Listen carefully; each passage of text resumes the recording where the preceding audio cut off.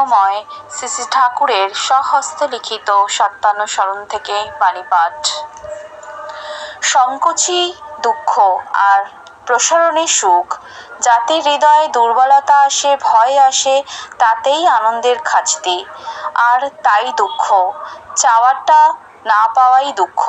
কিছু চেও না, সব অবস্থায় রাজি থাকো। দুঃখ তোমার কি করবে? দুঃখ কারো প্রকৃতিগত নয় কো, তাকে ইচ্ছে করলেই তাড়িয়ে দেওয়া যেতে পারে। পরমপিতার কাছে প্রার্থনা করো, তোমার ইচ্ছাই মঙ্গল।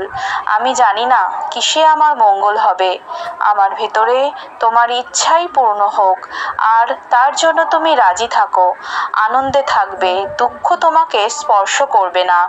কারো দুঃখের কারণ হয়েও না, কেহ তোমার দুঃখের কারণ হবে না। দুঃখ একরকম ভাব, সুখও একরকম ভাব। অভাবের না চাওয়াটাই দুঃখ। তুমি জগতের হাজার কারো দুঃখ নষ্ট করতে পারবে না, যতক্ষণ তুমি হৃদয় থেকে ওই অভাবের ভাবটা কেড়ে না নিচ্ছ। আর ধর্মই তা করতে পারে। বাণী সংখ্যা 12-13। জয়গুরু সবাইকে। সবাই সুস্থ থাকবেন, ভালো থাকবেন। বন্দে পুরুষোত্তমম, বন্দে পুরুষোত্তমম।